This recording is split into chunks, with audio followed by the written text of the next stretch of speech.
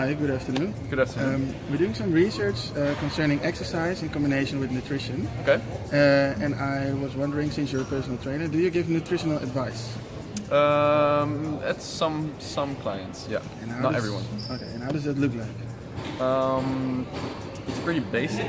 I'm not a nutritionist, so I'm not gonna do in-depth research of what they're doing. But I take them aside to sort of study their habits, looking into their daily life, and looking into what they like to eat for breakfast, lunch, dinner, and trying to get some bad habits out of the way, and give them some general advice in what they could do to be more healthy, recover faster, and all that. Yeah. And does that advice also contains proteins? Sometimes, yeah. That is linked to the client, of course, and their goals, and yeah, to their goals more specifically. Is it protein part of, let's say, regular food, or part of in the form of a supplement? I try not to take any extra supplements if needed. I generally give advice to take it in the most natural way, and even not from animal products, like specifically focus on plants or grain source or anything related to that. Yeah. And what is your perception of proteins in the form of a supplement? Well, you can have the general BCAA whey proteins, the more expensive ones in the form of powders. It's most used in like the fitness community. So that is the most sort of products that I see. As you know, proteins are mainly focused on muscles Yep. and muscle gaining and recovery. But during exercise, you also your joints Yep. and your bones are Yep. affected. Are you aware of that? Yeah, of And course. Do you do anything special regarding nutrition? Yeah, so I don't know if you heard of bone broth.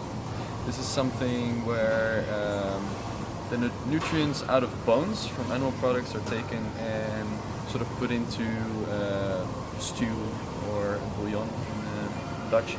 And those nutrients, they contain proteins from animal products, but in a much sort of healthier way, so to speak. And the collagen protein is one of those proteins that can actually heal your tissues of muscles, but also gut and skin. And it has like this amount of extra benefits compared to most powder protein forms and supplements. Yeah. So that's some of my advice for someone. Okay, nice.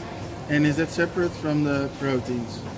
Yeah, but so I try not to have an extra advice on supplements. Yeah, keep it as minimum as possible. Yeah.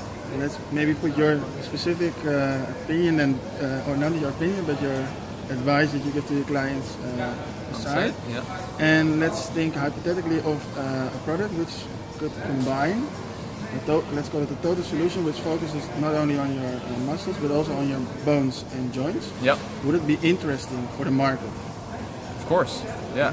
But well, of course, there are principles in recovery that need to be aware of that also carbohydrates are necessary to get those proteins in place, and fats they take their own role on recovery. So it's not just proteins in fixing those kind of problems. So it's a more bigger picture that you need to be aware of, I think.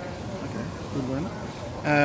When you do exercise, recovery is also an important part. Yep. Just So- as important as your training. Just as important. No, that's a good one. So a good night's sleep, let's call it like Yep. that. Yeah. Do you see a lot of people having troubles with sleep or recovering badly because they don't sleep well? Or Well, around here, people are usually super busy. I do have some clients that they have like presentations or meetings and super nervous and they can't sleep. They go to bed at 2 and wake up at 6. And yeah, if you train 5 times a week on top of that, yeah, of course your recovery won't be great.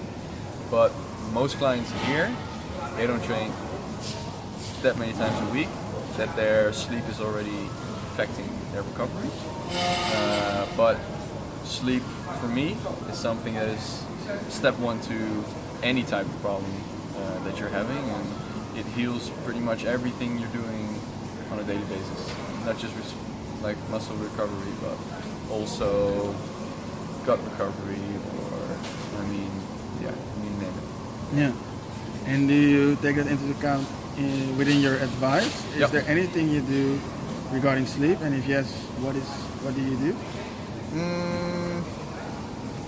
I don't specifically name it, but it's usually a preference of someone. It's a habit too, so I do take it into account of like making a spreadsheet of what their habits are, and I just give a general advice like get enough sleep, right?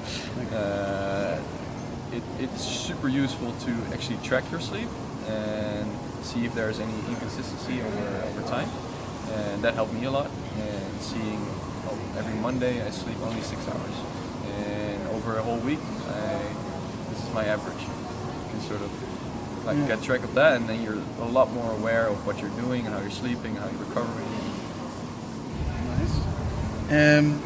Would it be interesting if there was a product which focuses on not only muscle recovery but also overnight recovery, so which takes care of a good night's sleep, which makes sure that you can recover better. In what way? So just a blend of, we don't know yet, Yeah.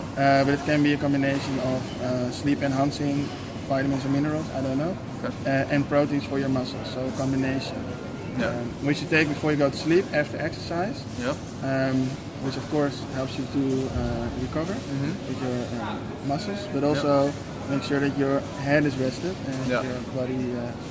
Yeah, so my personal opinion on that is always try and do stuff the most natural they come. So if you can make sure your habits and your sleep time and your recovery time and your training, all of that you can do yourself without any help, supplements, or you name it. I think that's the best way, because you are mentally stronger if you can. It requires more discipline, more focus, and I think that are aspects that you need to learn anyway. So sleep enhancers, I'm not too sure about that. Lowering cortisol levels or doing any types of hormone treatment before you sleep. Yeah, same thing. Okay. Thank you for your time. No problem.